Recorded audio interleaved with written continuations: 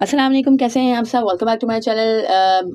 शाहीन शाह आफरीदी ने जो press conference की थी प्रीवियस वीडियो में हमने यही बात की, पूरी उनकी प्रेस कॉन्फ्रेंस को हमने डिस्कस किया, एनालाइज किया। अगर आपने नहीं देखी है वो वीडियो तो जाके देखिएगा, और उसमें जो भी खैर आपके उसके हवाले से आए हो मुझे कमेंट सेक्शन में ज़रूर बताइएगा। एक पॉइंट जो कि प्रेस कॉन्फ्रेंस का ही हिस्सा था हमने वहाँ डिस्कस नहीं किया, क्योंकि फिर वीडियो बहुत ही ज़्यादा तवील हो जाती। बट इस वीडियो में हम उसको डिस्कस करेंगे, क्योंकि मुझे उसको तरीके से या डिटेल में मुझे उसको एनालाइज करना था या डिस्कस करना था। दैट्स वाई मैंने इस वीडियो के लिए उसको उठा रखा था। तो भाई प्रेस कॉन्फ्रेंस में ही उन्होंने कहा कि भाई इस टीम को आपको टाइम देना पड़ेगा, और बेशक मुश्किल के साथ के बाद आसानी है शायद। और हज़रत यूसुफ अलैहिस्सलाम को भी अल्लाह ताला ने कुएं से उठा के मिस्र का बादशाह बना दिया था एंड ऑल।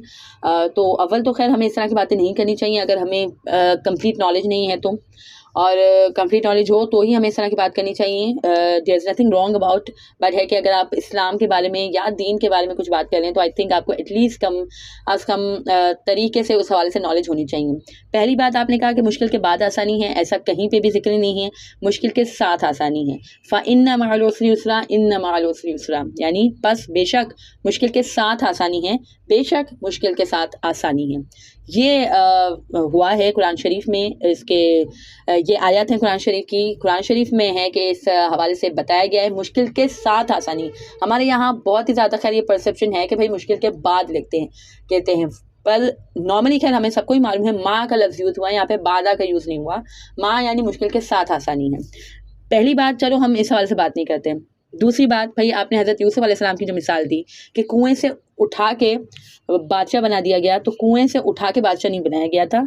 कुएं से मतलब जिन्होंने उनको निकाला था उन्होंने उन्हें बेच दिया था, वो गुलाम बने थे। फिर गुलामी की ज़िंदगी में ही वो परवान चढ़े, जवान हुए, देन है कि उन पे इल्ज़ाम लगा, फिर है कि उनको बगैर कोई है कि सुनवाई किए, बगैर है कि उनके साथ इंसाफ किए उन्हें प्रिजन में डाल दिया गया। फिर काफ़ी साल वो प्रिजन में रहे, और इसके बाद है कि फिर उन्हें बादशाह मिस्र बनाया गया।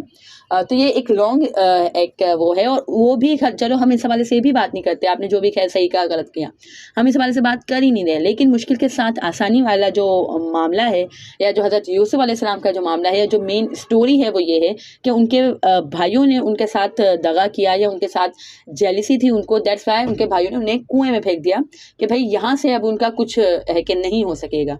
बट अल्लाह ताला ने उन्हें कुएं से निकाल के इतनी इज्जत दी, जो भी खैर बहुत ज़्यादा उन्हें प्रॉब्लम्स हुई, बट है कि in the end of the day he was the king of मिस्र।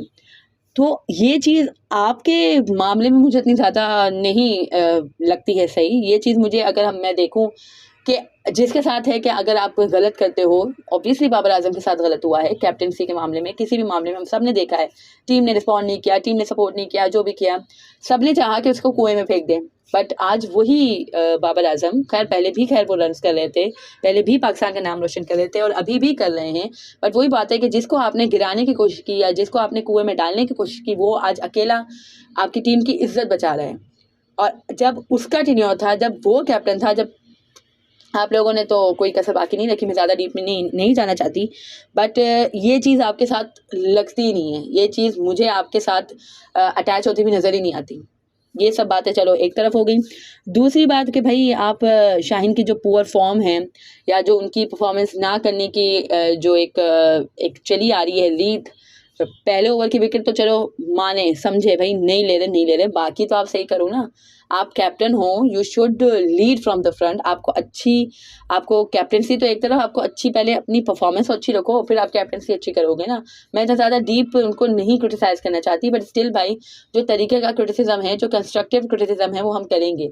मुझे नहीं लगता शाहीन फुली फिट है। मैं पहले भी बारहा कह चुकी हूँ, और अभी भी मैं कहूँगी, और शाहीन ने भी उसको एलेबरेट किया था जब उन्होंने प्रेस कॉन्फ्रेंस की थी कि भाई मैं फुल फिट था, मुझे थोड़ा सा ऐसा लग रहा था, तो इंजरी से बचने के लिए है कि इस तरह से किया गया, या है कि टेस्ट में भी जो उनको रेस्ट दिया गया था तो इसी वजह से दिया गया था।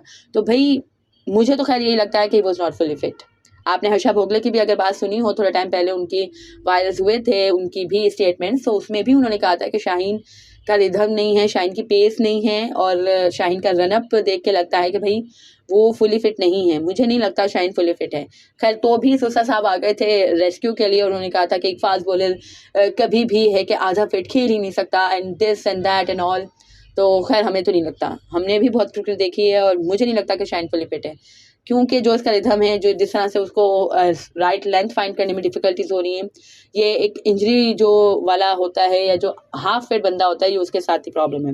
दूसरा, हारिस रऊफ के साथ बहुत सी प्रॉब्लम्स हैं, पता नहीं अब है कि नए बॉल से आज उन्होंने किया तो डेथ में बिल्कुल ही है कि पता नहीं क्या ही खैर उन्होंने किया। 60 रन 4 ओवर में, भले ग्राउंड छोटा है जो भी है भाई, न्यूजीलैंड में पहली बार हम नहीं गए, पहली बार हम बिल्कुल भी न्यूजीलैंड में नहीं गए, बहुत बार जा चुके हैं न्यूजीलैंड में, एंड इन्हीं ग्राउंड पे हमेशा हम खेलते हैं, ऑकलैंड में खेलते हैं, डुनेडन में, इधर उधर सब जगह खेलते हैं, ईडन गार्डन में। ऐसा कभी भी नहीं हुआ भाई, इतने रन्स कभी भी नहीं पड़े। हमने यहीं पे खेला है, पिछली बार ट्राई नेशन सीरीज़ हमने जीती है, इससे पहले बायलैटरल हमें सरफराज अहमद ने जिताया है भाई, इस तरह से हमें कभी भी रन्स नहीं पड़े। ये आप पैथेटिक बॉलिंग कर रहे हो, आप सेंसलेस डिसीजन ले रहे हो, कुछ आपके पास कुछ स्ट्रेटजी नहीं है। अगर आपको फास्ट बॉलर्स को मार पड़ी हो तो आप स्पिनर लगा दो, आप इफ्तिखार को करवा लो, आप कुछ तो नया लाओ। क्या कर रहे हो? ये PSL नहीं है, ये इंटरनेशनल क्रिकेट है। यहाँ पे आपको देने हैं, परफॉर्मेंस देनी है। यहाँ पे आपको कोई राशिद खान आके नहीं बचाएगा, यहाँ पे आपको कोई सिकंदर रजा, डेविड वीज आके नहीं बचाएगा। यहाँ पे आपको आजम खान मिले हैं शानदार, यहाँ पे आपको और शानदार सारे मिले हुए हैं। तो आपको तरीके से यहाँ पे डिसीजन लेने पड़ेंगे और तरीके से बॉलिंग तो एटलीस्ट करें। और वैसे भी अगर आप कैप्टन हैं, भले आप बॉलर हैं, लेकिन आपको बैटिंग में भी है कि अच्छे से लीड करना चाहिए टीम को। पैट कमिंस की मिसाल हमारे सामने ही, हमारे द ग्रेट इमरान खान, चलो उस तक हम नहीं जाते, वो तो माशाल्लाह बहुत ही ज़्यादा ग्रेट थे, बट है कि स्टिल है कि he was a bowler. But जब वो कैप्टन बने तो उन्होंने कैप्टनसी मतलब है कि लीड फ्रॉम द फ्रंट करने के उसमें उन्होंने बैटिंग से भी अच्छी परफॉर्मेंसेस दी हैं। वर्ल्ड कप में भी जो हमने 92 जीता था, उसमें भी विद द बैट उनकी अच्छी परफॉर्मेंसेस थी। तो आप भी भले बॉलर हो, लेकिन जब आप कैप्टन बने हो तो आपको विद द बैट भी अच्छी परफॉर्मेंस देनी चाहिए। पैट कमिंस की ताज़ा बताज़ा मिसाल हमारे सामने, he is a bowler as well, but जिस तरह से बैटिंग ज़रूरत पड़ने पर वो बैटिंग करते हैं, कभी एंकर, कभी हिटिंग, कभी वो जो खैर उनको रोल मिले वो करते हैं। तो भाई इस तरह से होता है। Captaincy is not a bed of roses जो आपको लगता था, अब आपको बेशक समझ आ गई होगी। आपके अंदाज, आपके रवैये, आपकी बॉडी लैंग्वेज, हर चीज़ से लगता है कि आपको लग पता गया है कि भाई कैप्टनसी क्या चीज़ है। तो खैर इसके अलावा जो शाहीन के कैप्टनसी का स्टार्ट हुआ है वो भी खैर बहुत ही ज़्यादा बुरा हुआ है। सबसे ज़्यादा है कि महंगा ओवर उन्होंने करा लिया, सबसे ज़्यादा रन्स पाकिस्तान को पड़ गए, रिकॉर्ड रन्स पड़ गए पाकिस्तान को, 210+ रन्स पाकिस्तान के T20I हिस्ट्री में 10 कैप्टनों ने जस्ट 2 बार कंसीड कराए हैं। 10 कैप्टन के बीच में आई थिंक 300 कुछ ऐसे मैचेस भी अच्छे खासे कुछ हैं, उसमें है जस्ट 2 बार ऐसे कंसीड हुए हैं। जबकि शाहीन शाह अफरीदी के कप्तानी में जस्ट 3 मैचेस में 2 बार 210+ रन हम कंसीड कर चुके हैं। तो ये मतलब बहुत ही ज़्यादा बुरा स्टार्ट है। अल्लाह करे खैर आगे जाके बेहतरी आए और अच्छा कुछ हो, बट मुझे तो खैर नहीं लग रहा है कुछ इधर इसमें बेहतरी आने वाली है।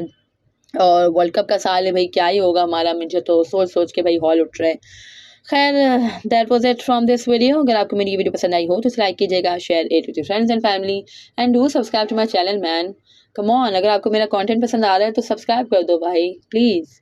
अल्लाह हाफिज़।